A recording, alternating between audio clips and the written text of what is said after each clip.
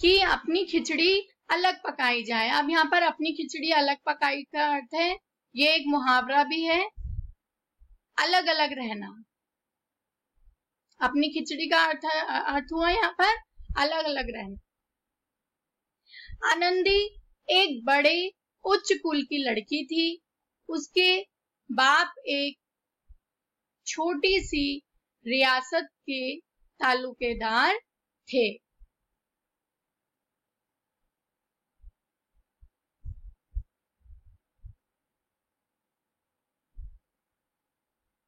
अब यहाँ पर तालुकेदार का अर्थ हुआ बड़े, मतलब बड़े जमींदार थे वह।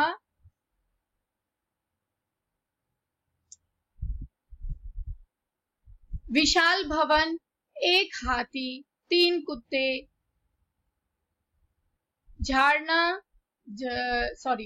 झाड़फानूस, आनरेरी, मजिस्ट्रेटी और ऋण, जो एक प्रतिष्ठित तालुकेदार के योग्य पदार्थ हैं, सभी यहाँ विद्यमान थे। नाम था भूप सिंह। आनंदी के पिता थे भूप सिंह। बड़े उदार चित्त और प्रतिभाशाली पुरुष थे, पर दुर्भाग्य से लड़का एक भी न था। आनंदी चौथी लड़की थी। वह अपनी सब बहनों से अधिक रूपवती और गुणवती थी। इससे ठाकुर भूप सिंह उसे बहुत प्यार करते थे। सुंदर संतान को कदाचित उसके माता पिता भी अधिक चाहते हैं। ठाकुर साहब बड़े धर्म संकट में थे और आनंदी का विवाह कहाँ करे। ना तो यही चाहते थे कि ऋण का बोझ बढ़े, और ना यही स्वीकार था कि उसे अपनी को भाग्यहीन समझना पड़े। एक दिन श्रीकंठ सिंह उनके पास किसी चंदे का रुपया मांगने आए। अब श्रीकंठ सिंह भूप सिंह के घर पर चंदे के लिए आए, चंदा मांगने के लिए। भूप सिंह उनके स्वभाव पर रीझ गए अर्थात मतलब उनको उनका स्वभाव, उनका नेचर बहुत पसंद आया भूप सिंह को श्रीकंठ का, और धूमधाम से श्रीकंठ सिंह का आनंदी के साथ विवाह हो गया। आनंदी अपने नए घर में आई तो यहाँ रंग ढंग कुछ और देखा। अब आनंदी, जो कि बहुत बड़े जमींदार की पुत्री थी, अब जो उसके घर पे माहौल था, वह जब अपने ससुराल शादी करके आई तो उसने वहां देखा कि वहां के रंग ढंग तो कुछ और ही है, वहां का माहौल ही कुछ और है।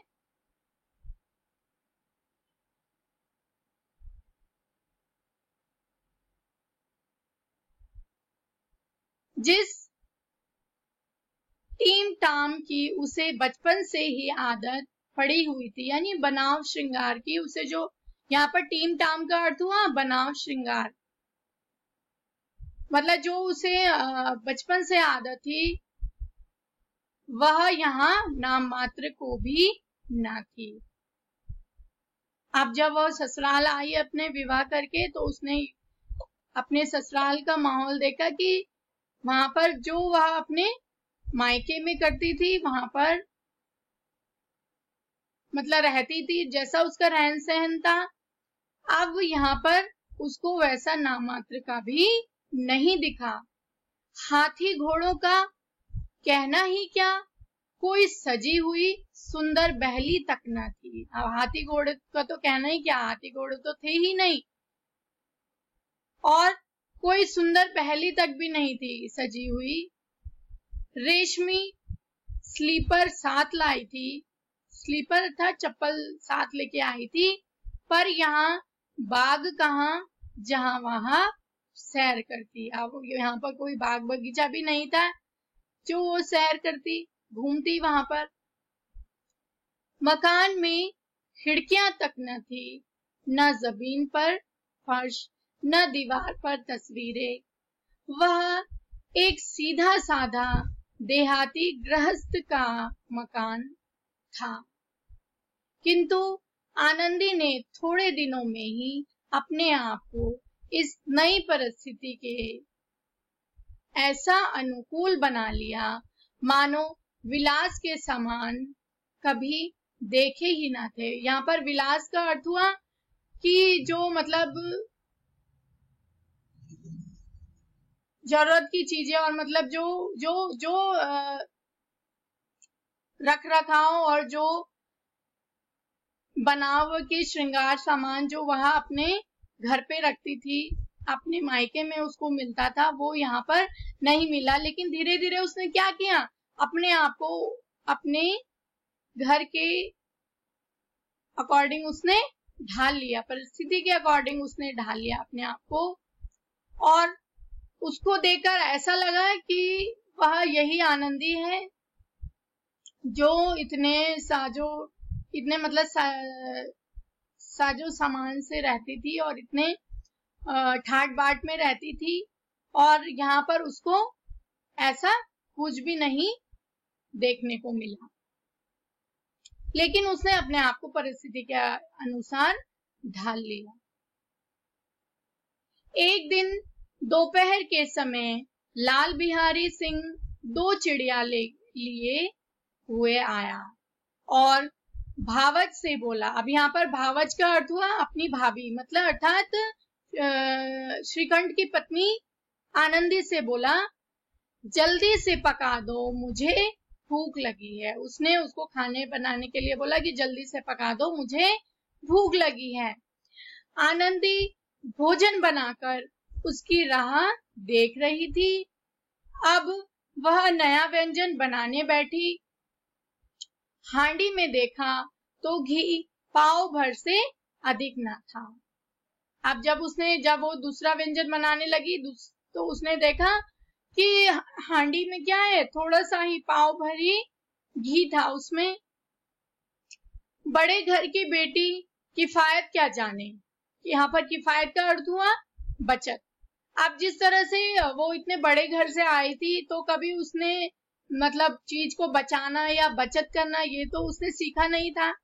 सीखना भी कहाँ से, क्योंकि उसको ऐसा माहौल ही नहीं मिला, क्योंकि सब चीजें उसे भरपूर मिली वहां पर, तो उस तरह की उसको आदत न थी। बड़े घर की बेटी किफायत क्या जाने, उसने सब घी मांस में डाल दिया। लाल बिहारी खाने बैठा तो दाल में घी न था। बोला, दाल में घी क्यों नहीं छोड़ा। अब जब लाल बिहारी को उसने खाना दिया आनंदी ने, और जब वो खाना खाने के लिए बैठा तो जब वो दाल खाने लगा तो उसने देखा कि दाल में घी नहीं है, तो उसने आनंदी से बोला कि दाल में घी क्यों नहीं छोड़ा।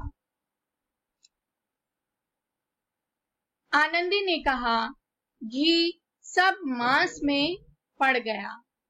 लाल बिहारी जोर से बोला, अभी परसों घी आया है, इतनी जल्दी उठ गया, अर्थात इतनी जल्दी खत्म हो गया, अभी परसों ही तो मंगवाया था।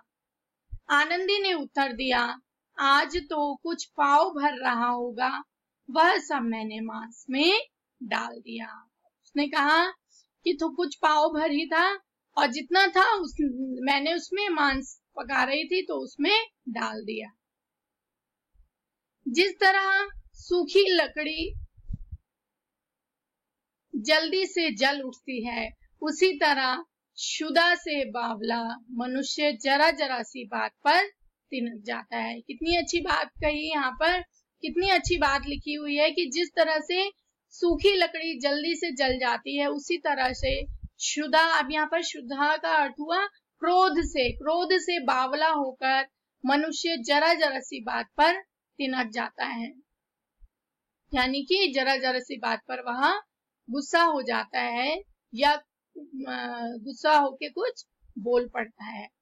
लाल बिहारी को भावच की यह ठिठाई बहुत बुरी मालूम हुई। अब यहाँ पर ठिठाई का अर्थ हुआ कि उन्होंने मतलब जो इस तरह से किया उनकी भाभी ने कि जितना भी था घी उन्होंने डाल दिया, लेकिन लाल बिहारी को ये चीज पसंद नहीं आई। तिनक कर बोला, मैके में तो जैसे घी की नदी बहती हो। अब लाल बिहारी ने क्या बोला, तिनक गया, वो उसे बहुत गुस्सा आ गया और गुस्से में क्या बोला उसने अपनी भावज को, अपनी भाभी को क्या बोला, मैके में तो जैसे घी की नदी बहती हो। स्त्री गालियां सह सकती हैं, मार भी सह लेती हैं, पर उससे मैके की निंदा नहीं सही जाती। ये सच्ची बात है कि इससे गाली तो सह लेती है, मार भी सह लेती है, पर उससे अगर मैके की कोई बात कर दी जाए या मैके के लिए कुछ बोल दिया जाए उनके मैके वालों के लिए, तो वह सहती नहीं है बिल्कुल भी। आनंदी मुंह फेर कर बोली, हाथी मरा भी तो 9 लाख का। वहां इतना घी तो नित्य नाई कहार खा जाते हैं।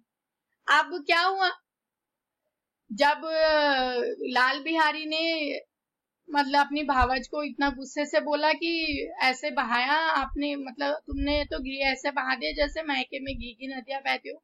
अब आनंदी को भी गुस्सा आ गया बहुत, तो आनंदी ने भी बोल दिया कि जो इतना पाव भर घी है वहां के तो नित्य नाई कहार ही खा जाते हैं। वहां के जो नाई कहार है, जो काम करने वाले हैं, वही इतना ही खा जाते हैं।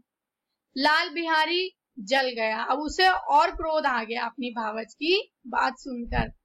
थाली उठाकर पटक दी और बोला, जी चाहता है जीभ खींच लूं।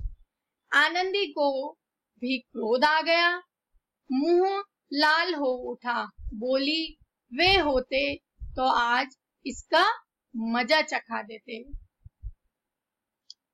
अब अनपढ़ उजड़ लाल बिहारी से ना रहा गया, खड़ाऊ उठाकर आनंदी की ओर जोर से फेंकी और बोला, जिसके गुमान पर फूली हुई हो उसे भी देखूंगा और तुम्हें भी। अब उसको और गुस्सा आ गया उसकी ये बात सुनकर कि नाई कहार खा जाते हैं, जो काम करने वाले हैं वही खा जाते हैं हमारे यहाँ इतना घी। तो उसको और गुस्सा आ गया। अब उसने क्या करा, खड़ाऊ रखी हुई थी उसकी। अब यहाँ पर खड़ाऊ का अर्थ है लकड़ी की बनी हुई खूंटीदार पादुका, यानी अर्थात चप्पल होती है पैर में पहनने वाली लकड़ी की बनी हुई, जिसमें एक खूंटी बनी हुई होती है, उसको खड़ाऊ कहते हैं। उठाकर आनंदी की ओर जोर से फेंकी, उसने एकदम उठाई उस खड़ाऊ को और एकदम फेंकी आनंदी के ओर जोर से, और बोला, जिसके गुमान पर फूली हुई हो उसे भी देखूंगा और तुम्हें भी देखूंगा। अब उसे इतना गुस्सा आया कि मैं जिसके गुमान में तुम इतना इतरा रही हो, जितना बोल रही हो, मैं उसे भी देख लूंगा और तुम्हें भी देख लूंगा। आनंदी ने हाथ से खड़ाऊ रोकी, सिर बच गया पर उंगली में काफी चोट आई। अब जब उसने एकदम से खड़ाऊ मारी तो उसका सिर उसने हाथ से रोक दी, उसका सिर तो बच गया लेकिन जो खड़ाऊ थी उसकी उंगली में लग गई और उससे उसको काफी चोट लग गई। क्रोध के मारे हवा से हिलते हुए पत्ते की भांति कांपती हुई। अब जैसे हमें कभी गुस्सा आता है और हम एकदम से मतलब क्रोध इतना अधिक बढ़ जाता है कि हमारा शरीर क्या हो जाता है, कांपने लग जाता है। तो यहाँ पर एक मतलब हिलते हुए पत्ते की भांति कांपती हुई अपने कमरे में जा आकर खड़ी हो गई। स्त्री को पति के बल और पुरुषत्व का घमंड होता है। आनंदी खून का घूंट पीकर रह गई। श्रीकंठ सिंह शनिवार को घर आया करते थे। बृहस्पतिवार को यह घटना घटी थी। अब श्रीकंठ जो थे वो शनिवार को उनकी छुट्टी रहती थी, तो वो शनिवार को घर आते थे। और जो ये घटना हुई सारी वो बृहस्पतिवार की थी, थर्सडे की घटना थी। 2 दिन तक आनंदी को भवन में रही, अर्थात वो अपने कमरे में रही और बहुत ही गुस्से में रही। वो अपने